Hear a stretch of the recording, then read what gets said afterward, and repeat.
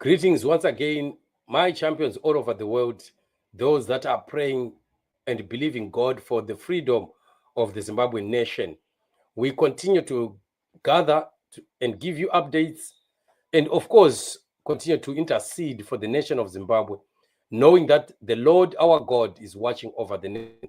And we know that the freedom for Zimbabwe is at hand. Very, very soon, the nation of Zimbabwe shall be reborn. Zimbabwe shall become new again. Zimbabwe shall have its wounds bound again, and we shall be forgetting all the pains of the past after the Lord has done his great work in the nation of Zimbabwe. We are seeing the fights in Zanu PF becoming more intense, as also pressure that is coming from situations like that in Mozambique beginning to become quite a headache for Emmerson Mnangagwa. As we speak right now, the pressure that is around him, especially because of the agenda of the 2030, he has started to see resistance rising to levels that were unprecedented. Because of that, Mnangagwa targets General Chiwenga's allies while the general is out of Zimbabwe. General Chiwenga is outside Zimbabwe, I think in India, and we have seen the victimization of especially the allies of General Chiwenga happening in his absence. One of the biggest ones being the fatal end of General Matanga, the Commissioner of Police, who has been sacked by Mnangagwa, all because he is an apologist of General Chiwenga. So we are hearing reports that there is a targeting of quite a lot of other people in Zanu PF who are believed to be Chiwenga apologists. And it's quite very interesting what is going to be happening because remember, we are in that very time that Mnangagwa must also be going for leave. So Majaira says here, Chiwenga's foot soldiers are now living in fear as Idi Mnangagwa's thugs are sniffing them out. Chiwenga, who is in India, says he will respond accordingly in due time and declining to explain further. Chiwenga is likely to be acting president when Idi goes to annual leave in January. You remember, yes, Mnangagwa will always go on leave in January of every year. And this time around, he has to go or he has to be going on leave. And unfortunately, one of the funny things that will happen is that Mnangagwa he will have no option but to appoint the general. We have Kembo Mohadi, of course, but Mohadi is sickly.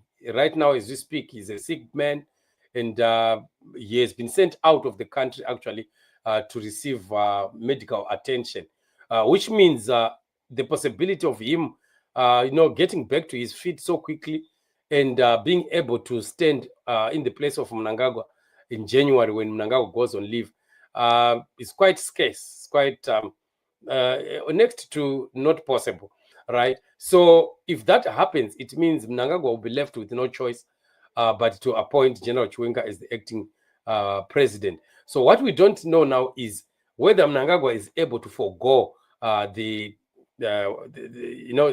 leave itself. Is it possible that he can cancel the leave and say, I'm not going to on leave? Or maybe if he goes on leave, he won't be leaving or traveling outside Zimbabwe. You would have to be remaining in there, calling people to pick up farm and, maybe talking to them and asking questions of how things are happening. And of course, him also going to Harare, going around and sniffing out whatever could be happening so that he guarantees his safety.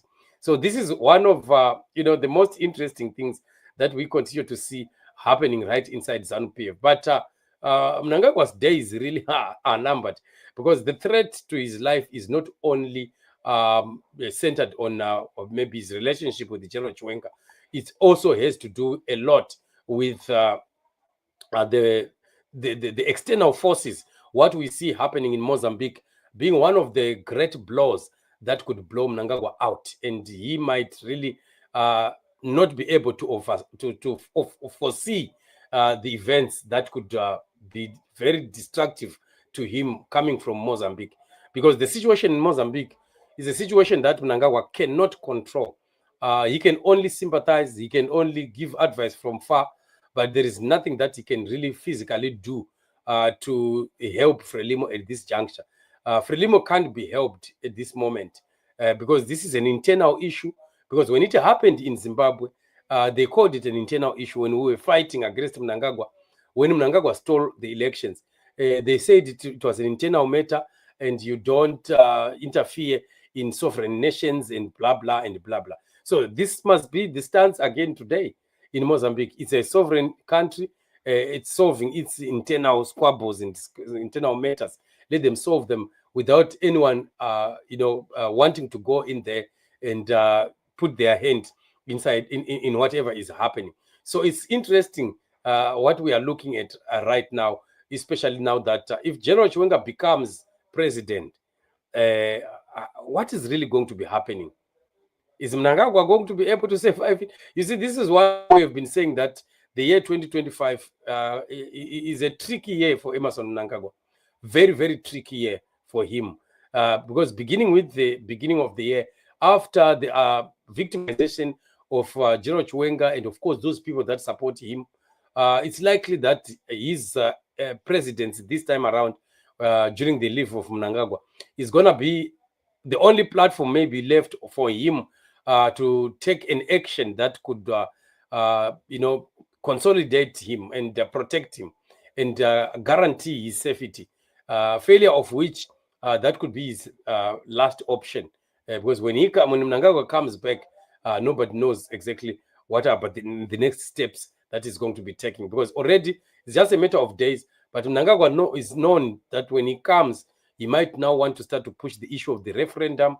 He might want now to start to push the issue of the constitutional amendment and things like that. But he can't do it within the days that are left up to his leave. So which means General Chiwenga will have to be capitalizing on that very opportunity that he becomes acting president rather, and then he fixes the problem once and for all. So it's going to be interesting where we are going. Quite a lot of things that are going to be happening. And let's watch the space and see how things are going to continue unfolding. Otherwise, the days of Mnangagwa and Zanu PF really are numbered. We are getting closer and closer to the freedom of the people. Zimbabwe is going to be free. Whether they like it or they don't, Zimbabwe is going to be free. And the days of our freedom are approaching. We are in the season of change. God is in it, and freedom is coming.